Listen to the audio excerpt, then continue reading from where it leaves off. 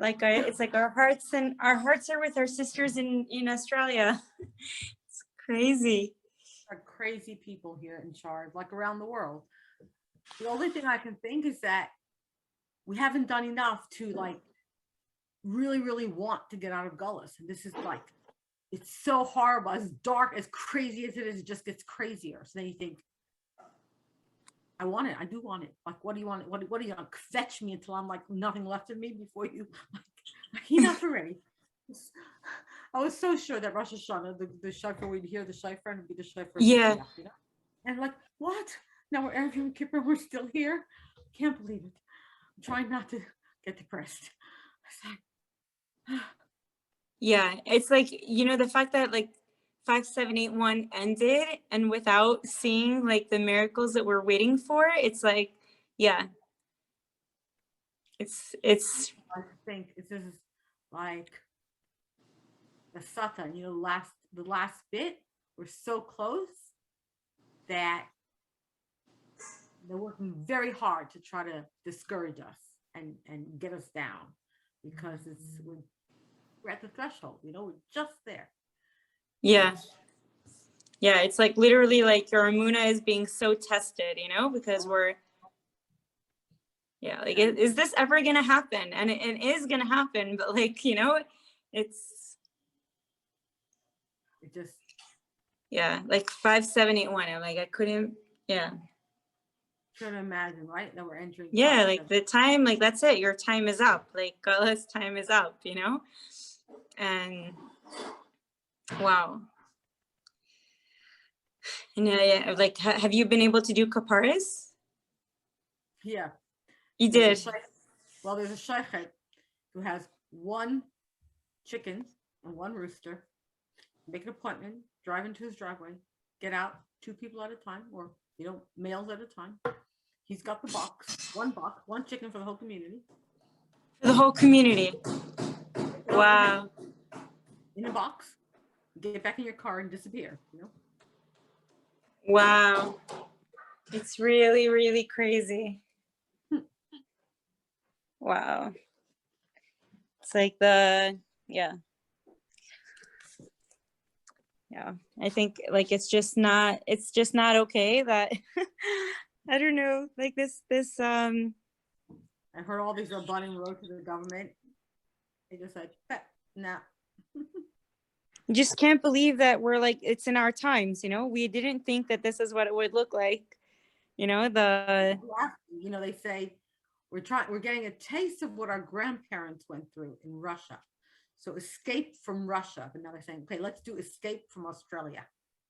Like, you have to look over your shoulder, and if you want to daven, you have to be careful. No one can see you, and where they go. Yeah, it's unbelievable. Like people, it's like mysterious nefesh for like, Yeah. Yeah.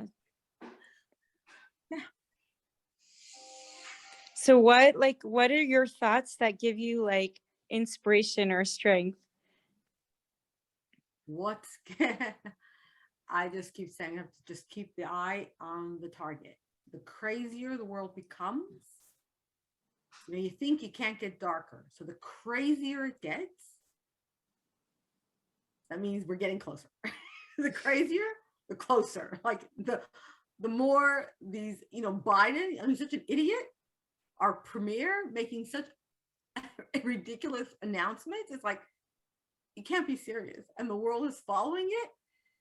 We kept thinking, you always say darkness before the light. Well, you say, can't get any dark, I can't get any worse. And then it does. You think, okay, like surely it can't get any worse. And then it does. You think, okay, we thought it was dark, but maybe there's even dark. And then you think, okay, this must be the last straw. Just yeah. Like, okay, tomorrow, Erev Yom Kippur. All right, it's nighttime here. Okay, the Mashiach just has to arrive now. I mean, all you can say. Maybe she's trying to tell us something. I don't know what it is, but yeah, and like I'm sure you've seen like the collapse in Israel of that building, and it was like just like out. What? They got out. Yeah, it was just for him to show us something. Like it was just like a show, like, okay. So the only thing we know is that, yeah, our learning is helping. That we know. We don't know anything, but we know what we need to do. So let's just do it. yeah, so we're just gonna learn, and I'm gonna start with tzedakah. So gedalet tzedakah shemekaraves asegiula, and we'll say the Rabbi's kapitel.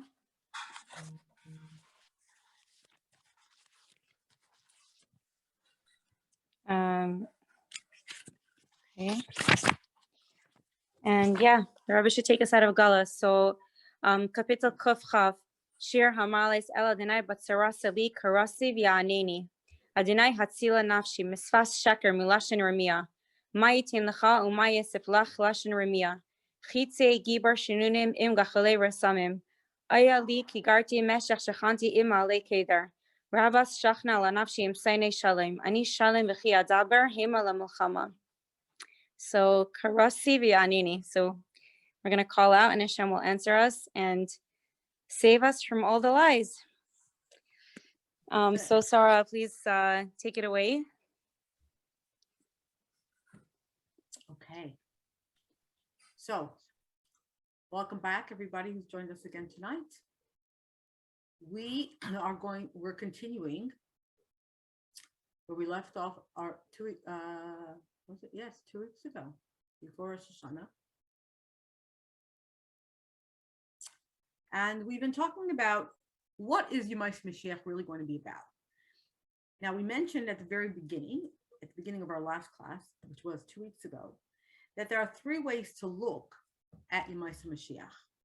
And those 3 different ways to look at Yemais Mashiach stem from the 3 different ways to interpret Tachlis Habriya. So what is the purpose of creation?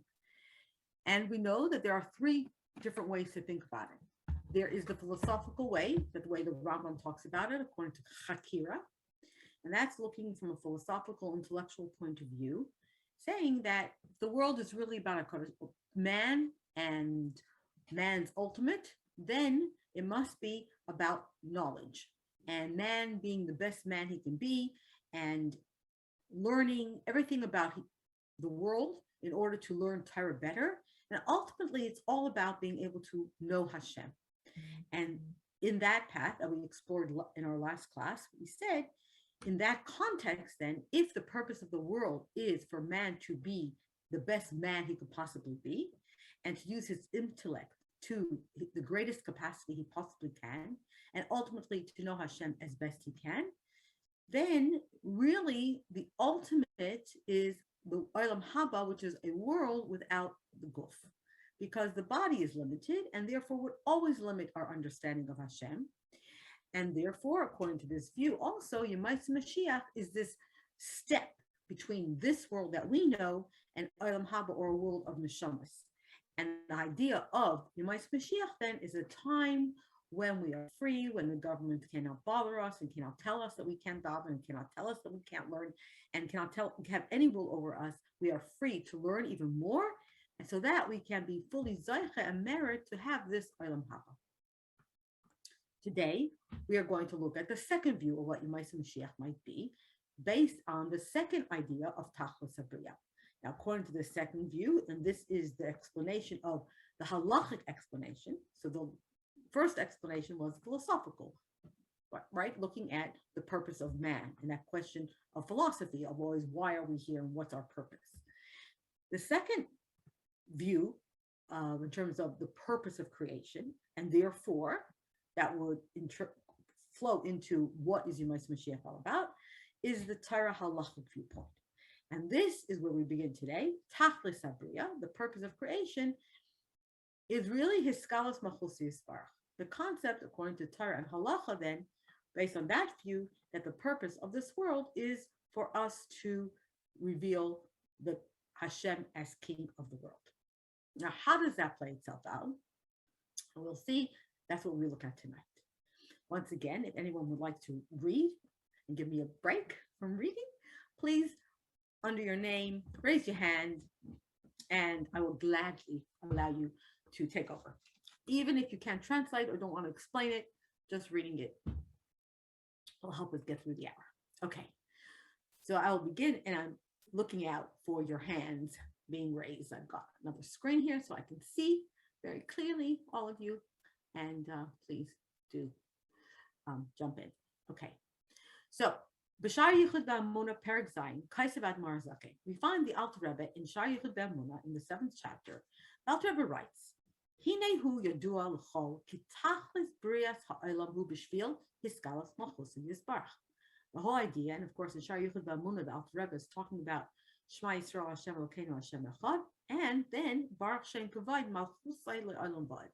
And that explanation begins in Perek Zayin. So the Alter Rebbe says, we know that the purpose of creation of this world is really to reveal Hashem as the king, Hashem's kingdom over this entire world. In the words of other Maimari in Chassidus,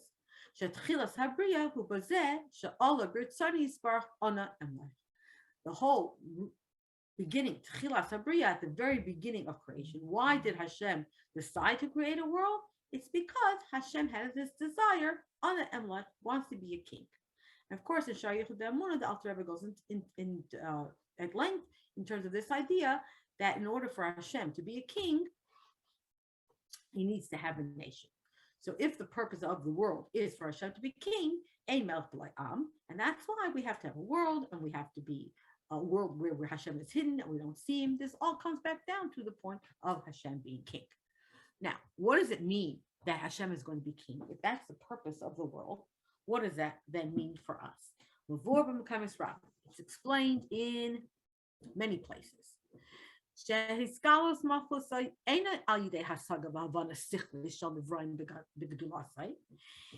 explained in many places. If we're talking about the revelation of Hashem as king, that doesn't happen by grasping and understanding Hashem intellectually, the way we talked about it in the first view in our last class, in terms of the philosophical view of the purpose of creation. It can't be that. We talk about a king. To be a subject of a king means that you have total bittul. You feel completely nullified. You feel subservient. You have kabbalas ol in front of that king, and therefore in front of HaKadosh Baruch Hu. That's what it means to be king. That a person would then not, nullify in some way his own will and his own seichel before the will and the commands of HaKadosh Baruch Hu.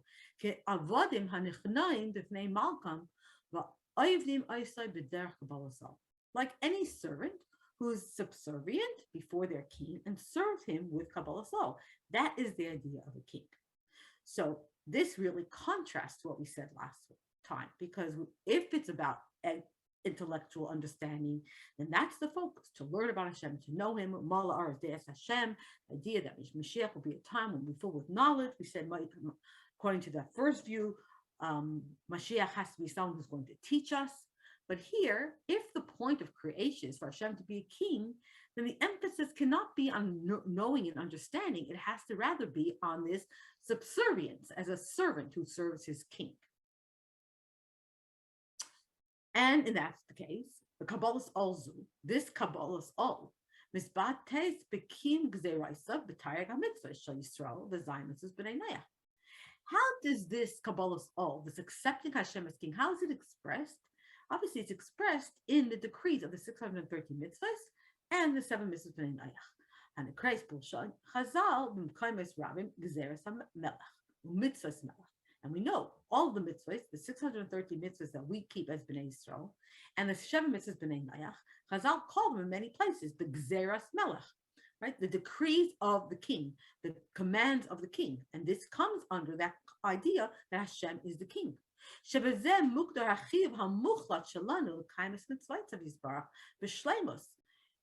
By calling it, when we see Chazal referring to mitzvahs as the decree of the king, that shows us our obligation, our absolute obligation to fulfill the mitzvahs of HaKadosh Baruch Hu in their fullest form. Just like any servant would be obligated to fulfill the commands of his master or his king. And as we know, as Chazal say, Shel mitzvahs tzarich lageshes bekabalas all mitzvahs. Habal achar kabalas all machos shamayim. And we know, in general, the idea that when we approach mitzvahs, Chazal tell us that we have to approach mitzvahs with accepting the yoke of mitzvahs. In other words, just accepting the mitzvahs as the guide to our life. That's what a yoke is. And of course, Kabbalah's all mitzvahs has to come after Kabbalah's all malchus shemayim. So you first have to have Kabbalah's all malchus shemayim before you can talk about Kabbalah's all mitzvahs. And that's an interesting concept that really applies right now. We are standing now in Aseret Yemei Tshuva, and we know that this is the idea between Rosh Hashanah and Yom Kippur. We call it Aseret Yemei Tshuva, and of course, there's a very famous sikha of the Rebbe. The Rebbe asked this question. We talk about Aseret Yemei Tshuva, 10 days between Rosh Hashanah and Yom Kippur, but we know that there are only 7 days between Rosh Hashanah and Yom Kippur. So why is it called the 10 days between Rosh Hashanah and Yom Kippur? And the Rebbe says because Rosh Hashanah, the main concept of Rosh Hashanah is to crown Hashem as king. And that can be done in the first few moments of Rosh Hashanah if we could truly accept Kabbalah's Ol Malchus Shemayim. And it's only once we accept that then we can talk about doing tshuva for any mitzvahs we may have not done, to come to the idea of kapara that we get on Yom Kippur. So Kabbalah's Ol Malchus Shemayim has to be first. And then once you accept Hashem as your king, what comes right after that? That you have to keep the mitzvahs. And if you haven't kept the mitzvahs, then that's what we talk about, tshuva, getting closer to HaKadosh Baruch Hu, and then doing that tshuva so you can get the kapara of Yom Kippur. But you have to have Kabbalah's Ol first. So that's what it's about. Kabbalah's Ol Malchus Shemayim. If Hashem is your king, then ultimately you're going to do the mitzvahs. And what does Chazal go on and tell us? Va'al yoymar adam efshi bebasar chazer. A person should never say, "Oh, it's impossible for me to eat chazer, eat meat pig." Why? Ella, rather, what should a person say? Efshi, it's possible for me. Uma eseh v'avisha b'shamayim gazar alai. But what should I do? My Father in heaven said I can't. In other words, we don't fulfill the mitzvahs because we intellectually understand them or because we ourselves want to. The idea of fulfilling mitzvahs is supposed to be we do them because the Kadosh Baruch Hu told us to. Kedevri HaRambam, and we find that the Rambam says this as well. Shagam kasher mevinim es time mishal mitzvah. So even though the Rambam goes at great length in Hilchos Malachim, where he talks about the idea of using our mind, as we learned last week, to understand the mitzvahs, and even when we understand the reason for the mitzvahs, nevertheless, we are not supposed to be fulfilling mitzvahs just because we understand them. First of all, and really solely, we do the mitzvahs because this is what Moshe Rabbeinu commanded us from HaKadosh Baruch Hu in the Torah. Because we accept the yoke of heaven, that is why we do mitzvahs. That is the sole reason why we do mitzvahs. So if that's the case, if that's the tachlis, that's the purpose of creation, not just to know Hashem, but because Hashem wants to be king in this world, that means that ultimately it's about everyone in the world, Jewish people keeping Taryag mitzvahs, and the Goyim keeping Sheva mitzvahs b'nei Nayach. Matarazu, therefore this purpose, shall his galas malchusid ba'olam. When did this begin? When did this revelation of Hashem as king of the world begin?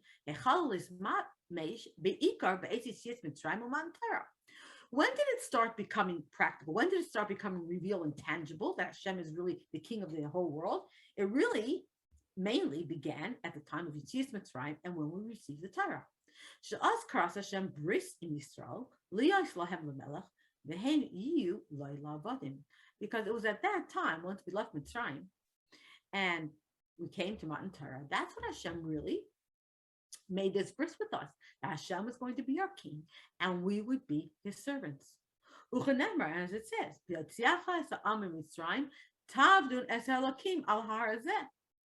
that when the nation was taken out of Mitzrayim, what was the point of it? Tavdun, for them to serve Hashem at that mountain, which is Har Sinai by the Torah. And therefore, it's because of that, because the purpose of leaving Mitzrayim was to serve Hashem at Har Sinai. And the fact that Hashem says, Li b'nei Yisrael avadim, the b'nei Yisrael, they're not going to be slaves of Parai because they're mine. Li b'nei Yisrael avadim, they are my servants. Avadaihem, asher tesi yitzam eretz Mitzrayim. They are my servants who I've taken out of the land of Mitzrayim. Ubnei Yisrael mitzidam, and the same way Hashem from the Jewish people from their side, kiblu aleim malchusay baratzayim. One of the very important things about a king versus a dictator, of course, is the fact that a king is willingly crowned by the people. So that's a difference. A king is coronated and the people want the king. And so we see that Bnei Israel, from their point of view, they accepted the machos of Hashem, baratzan, ba'amra, when they said, Hashem yimloch le'olam v'ed, Hashem will rule forever. Hashem yisbarach mitzidai, and from Hashem's side, Yila es malchusai al Bnei Yisrael ba'amrai anach Hashem lokecha. And so at Matan Torah, Hashem also revealed his kingship over Bnei Yisrael by saying, I am Hashem your God. But Yisai brizu, on the base of this particular covenant of Matan Torah, Siva Yisai Hashem b'tayik mitzvah Torah, Hashem gave us the 613 mitzvahs. Shem Taryatzi Shel Melech El Amay V'Avodat Kanal. So the mitzvahs are really the commands of a king to his nation, to his servants. So that is the reason Hashem created the world, based on this view, and that again became visible and quite tangible at Matan Torah. And from then on, this is what the point is. But what do we know happened? But Matan Torah, we talk about Hashem. If the purpose of creation is for Hashem to be the king over the entire world, and we say, okay, it began at Matan Torah, but what was Matan Torah? There, Hashem made Bnei Yisrael his nation. So Hashem as king is really only revealed over the Jewish people. He's our king.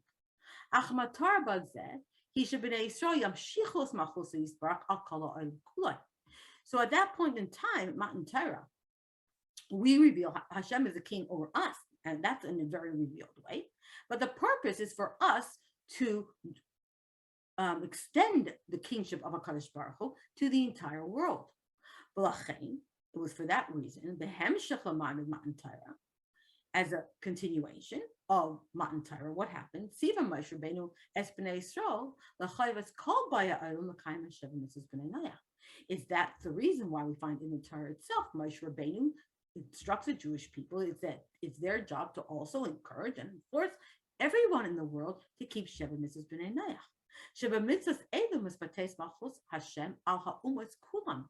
Because it's with these mitzvahs, Sheva Mitzvos Bnei Noach, that we find Hashem, the expression of Hashem's kingdom over this world, or his kingship over the world, really is expressed over the entire world when they do Sheva Mitzvahs. V'hem is mamash hayi'ud shel v'haya Hashem l'malach al kol ha'aretz. And then we find coming into being very explicit in this world and completely revealed that testimony that Hashem is going to become a melech al kol ha'aretz. So we think about when the Rebbe, during all of the Mitzvahs, the Rebbe talked about, Neshek and Tefillin and Bais Mali Sfarim and Mezuzah. But one of the things the Rebbe also talked about was Sheva Mitzvos Bnei Noach, and how we have that obligation to go out and ensure that all the nations of the world are keeping Sheva Mitzvos Bnei Noach. And it comes back to this, because ultimately, if the Hashem is supposed to be king over the whole world, it's up to us as Hashem's servants to ensure that that actually happens. So the Hemshech v'shleimus nosefes b'zeh. So what's the continuation then? If that was the purpose of creation of the world, if it began at Matan Torah as Hashem being our king over Bnei Yisrael, and now we have the responsibility and the achrayus to pass that on to the nations of the world. What's the continuation? What's the shleimus nosefes b'zeh? What's the completion of this? Will be So I'm sorry. What was the continuation and a more complete version of this idea that Hashem is going to be king over the whole world was when David HaMelech became the king. Nemar shehu kisei malchus Hashem Yisrael. When David HaMelech became king, we're told that the throne of David HaMelech, his kingship, was represented the throne of Malchus Hashem over the Jewish people. לפי שהמלך היושב על כיסא המלכוס, צריך להיות לו את הביטול המוחלט בפני הקדוש ברוך הוא. We started with David and Melech because we know as Shaul, who was the first king over the Jewish people, the reason why he lost the kingship, he lost that dynasty, didn't stay with him, is because he did not have that complete bittul. And that's where David and Melech was chosen, and why Malchus based David became the eternal kingdom over the Jewish people. Because when the Melech who sits on the throne has to be someone who has complete bittul to HaKadosh Baruch Hu. Because really, a proper king, and that's why it was Malchus based David particularly, and started with David and Melech, his kingdom and his kingship is really only an expression of the Malchus Hashem over the Jewish people. And it's through that proper deserving king that the Malchus Hashem is then revealed over the Jewish people and also over the entire world. It's for that reason.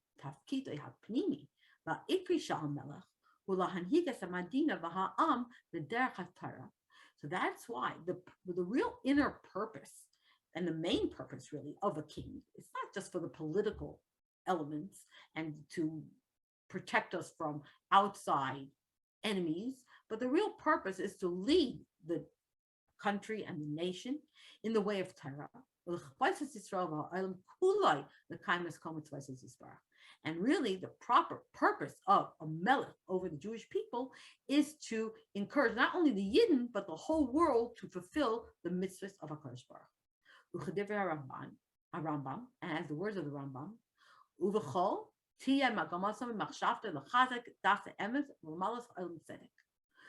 in everything, what is the purpose? What are the thoughts? What is the Mashiach really worrying about? Or this Melech worrying about, Melech Yisrael, is to strengthen the true das, the true religion in this world, and to fulfill the world with tzedek, with what is right. And since we just said it's the king over the Jewish people who represents the Malchus of Hashem in the world,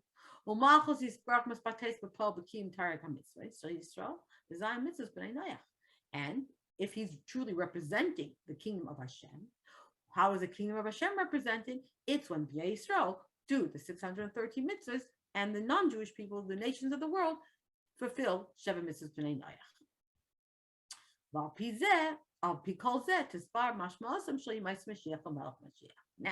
with this in mind, if this is really the purpose of creation, if it's all about Hashem being the king over this world, and it's about his decrees and his mitzvahs being kept, then according to that, we now have to explain what do we mean when we say Yemais Mashiach and Melech Mashiach.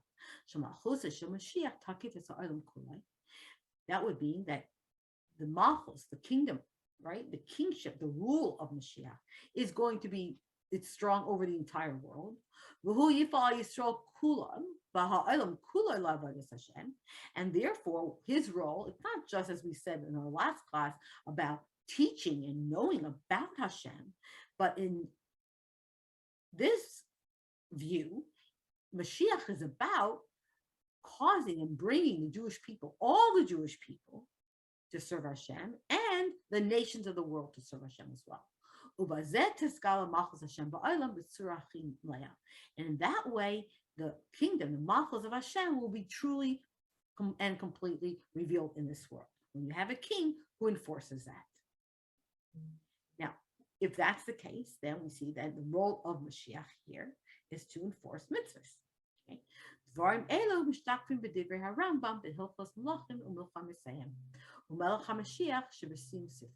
So these ideas, in other words, not the idea that we talked about last time in terms of knowing Hashem, the ideas that we see expressed more in Hilchos Tshuva of the Rambam, but when we see and we look at the views of the Rambam in Hilchos Melachim and Hilchos Melech Mashiach at the end of Mishnah Torah, there we see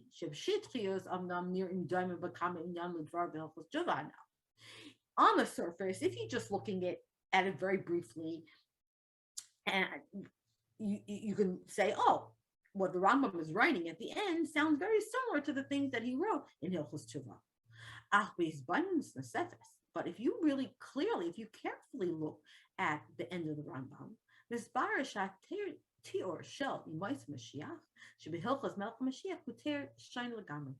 you look really carefully, you'll notice that the description of Yemais Mashiach, as the Rambam writes in Hilchos Melech Mashiach, is a very different description than what he wrote in Hilchos Tshuva. Because, as we saw last week, in Hilchos Tshuva, Yemais Mashiach mitvarim k'matzav shel shleimus yediyas Hashem b'saga sichlis kanal. In Hilchos Tshuva, when you see the Rambam describing Yemais Mashiach, he describes it as a time when the knowledge of Hashem, intellectually, our knowledge of Hashem, means our brains and our understanding of Hashem, will be at its best, as it can possibly be, as while we're still alive in a body. But when you look at the halachas of Melech Mashiach, the Rambam doesn't say anything about Yediyas Hashem as the purpose of what's going to happen in Yemais Mashiach. When we look at Parak Aleph and Beis, what do we find? The Rambam talks a lot about this idea that it's going to be a time of the return of Malchus Beis David. Malchus David the way it was.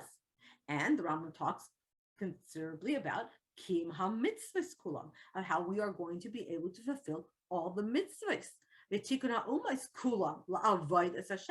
And also rectifying the world in general and all the nations, that they too will come to serve HaKadosh Baruch Hu. As we see the actual words of the Rambam at the end of Mishnah Torah. Right? If we look carefully with this in mind, what we just said, we can see that this is exactly what the Rambam is writing here.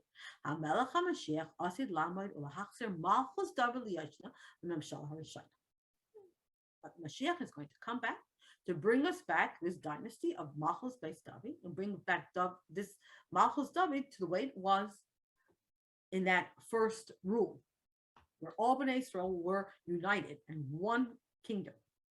The Chayzrin call him a shpatim, and all of the mitzvahs that we were able to do then are going to come back like they were in early days. In other words, makrib and karbanos. We'll be able to bring karbanos because we'll have a base of mikdash. Aisin shmitim v'yavlis. We'll be able to do shmita and yavel, the mitzvahs that can only be done when all Bnei Israel are in Israel. K'chol mitzvahs ha'amur b'Torah, and look all of the mitzvahs that are written in the Torah. And then the Rambam continues: anybody who does not await Mashiach, doesn't believe in Mashiach or await his coming, you're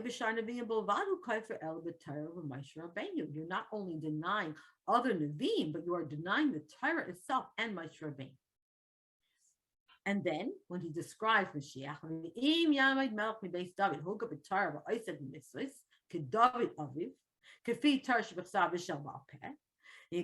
the Rambam continues: if a king will get up, who is well versed in Torah, who sits and learns Torah all the time, he deals with mitzvahs like David HaMelech, according to Torah Shebachsav and Torah Shebapeh, and he encourages and enforces really the Bnei Yisrael to go in the way of Torah and to strengthen any breaches in Torah. He fights the wars of HaKadosh Baruch Hu, and he succeeds, and he has victorious over the enemies, all the nations around him. And he builds a base of Mikdash in this place. The key base in Israel, he gathers in all the scattered Jewish people from around the world. Then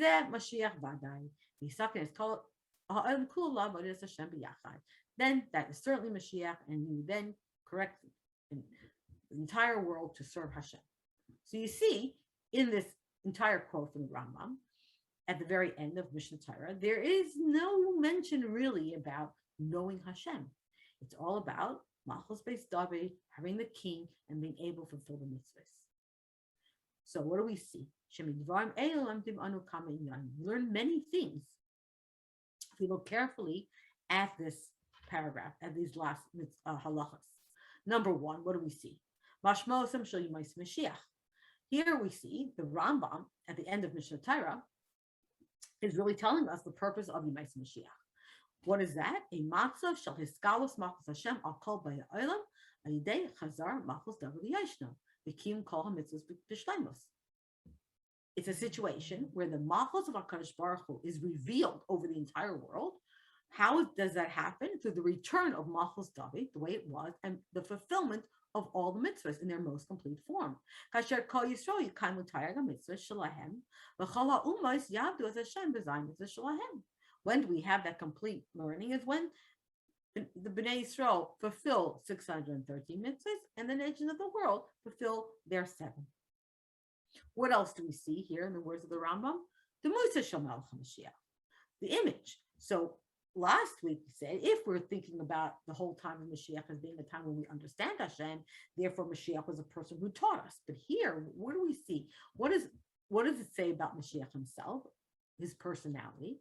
The Hilchos Elu HaRambam Matar as Musa Shel Mashiach B'derech Shaina Midvar B'Hilchos Tshuva. We see the Rambam describing Mashiach differently here than he does in Hilchos Tshuva.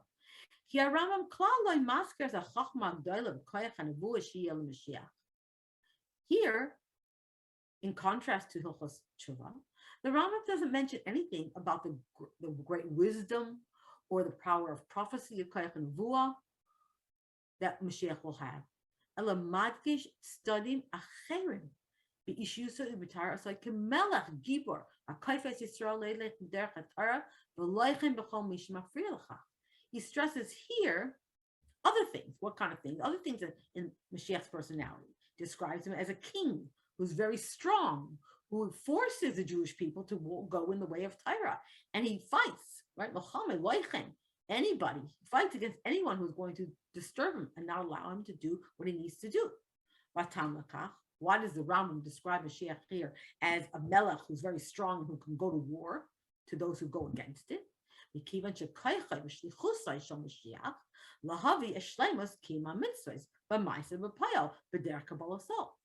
based on this, we see that the kayach, the power, and the mission of Mashiach is to bring about the complete fulfillment of mitzvahs, very physically and literally in this physical world, in a way of Kabbalah's own. But we do it not because we understand. We do it because we are fulfilling the decree of our king.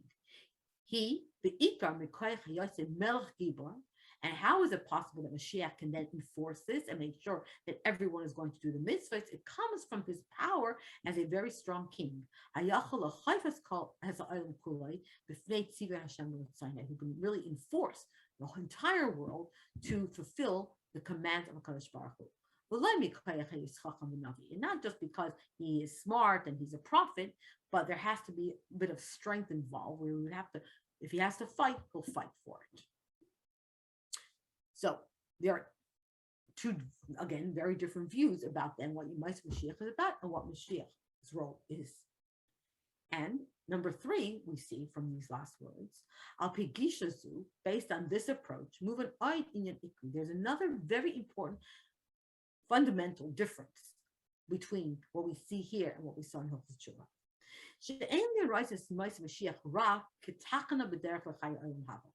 Based on what we talked about last time, the idea that the whole world is really about knowing Hashem, and we said, if that's the case, if it's only about knowing Hashem, then Yemais Mashiach was really only a means to a further end. It was like a station on the way to Olam Haba, on the way to merit Olam HaNeshamas, where our Neshamas can fully understand Hashem.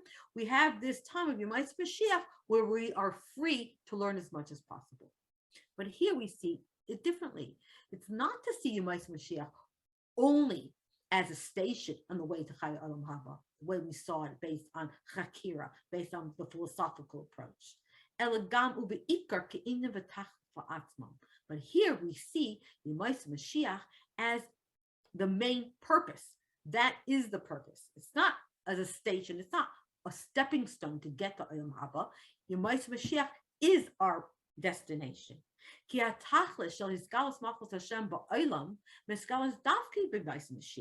Because if we're going to be talking about the revelation of the kingdom of Hashem in this world, that can only be during the times of this Mashiach, the king Targa Mitzvahs Ba'olam Gashmi. If you're talking about Hashem being a king in this world and people fulfilling mitzvahs, then it has to be in a very physical world, in this world. I mean, that's what we know when Moshe Rabbeinu went to bring the Torah to Bnei Israel. And the Malachim argued, and Moshe Rabbeinu turned and said, but you don't have parents to honor, and you don't have business. You're not physical beings. So the Torah is not for you. So if it's really about Hashem being a king, that means we have to be able to do the mitzvahs. The mitzvahs can only be done while we are neshamas in a very physical body and living in a very physical body, because the mitzvahs are about life here on earth in a very physical way. But like Olam HaNeshamas, it cannot be that ultimate kingdom of Hashem being revealed cannot happen in a world of souls. By ein kima mitzvahs, because there's no fulfillment of mitzvahs. The ein sham avodas eved, and over there's no service of a servant. Elarak hasada sichas b'b'tulosai. All you have in the world of neshamas is this ability to grasp Hashem. But that can't be the purpose if we say the purpose is for Hashem to be a king. And therefore, b'hilchas melech HaMashiach, HaRambam is maked b'bir inyanim sh'limais Mashiach k'shala atzmam. The Rambam here is showing us and explaining the inyan of Yimais Mashiach as they are in and of themselves, as the final destination. And therefore, anything to do with Olam Haba is really only mentioned b'derech hagav, like on the side. And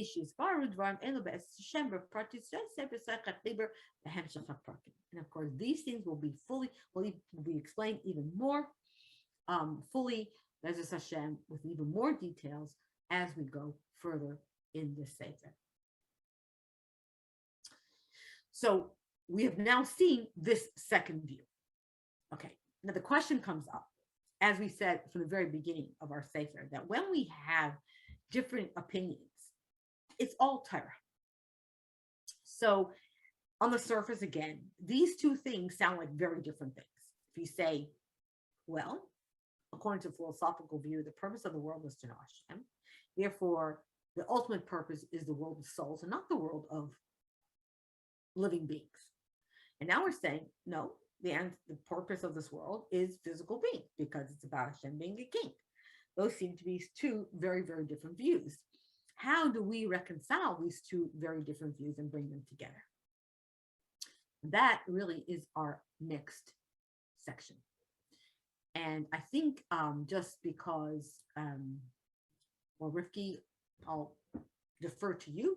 This next section is going to take us more than 15 minutes to do. Do you want to just break here? Specifically because so many people could not join us tonight anyway. Rifki?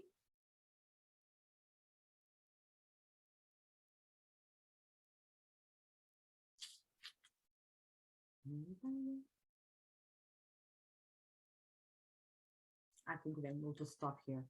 In our next class, we have the next 2 weeks is Sukkot, but we'll come back afterwards. And this next section, you see how Takashal Apali, the Takashal Balabais, we're going to see how these two views that seem to be very different, that seem to be just contradicting each other, can actually complement each other. And we will look at that in Mirz Hashem in our next class. I want to wish all of you a Gemar Chasim Taiva, a good bench jar. May we see each other in 2 weeks' time, not on Zoom, not in this context, but already with Mashiach in Eretz Yisrael. We celebrate Sukkot and Simchas Beis She'eva with the Beis Hamikdash, and we won't have a need for this anyway.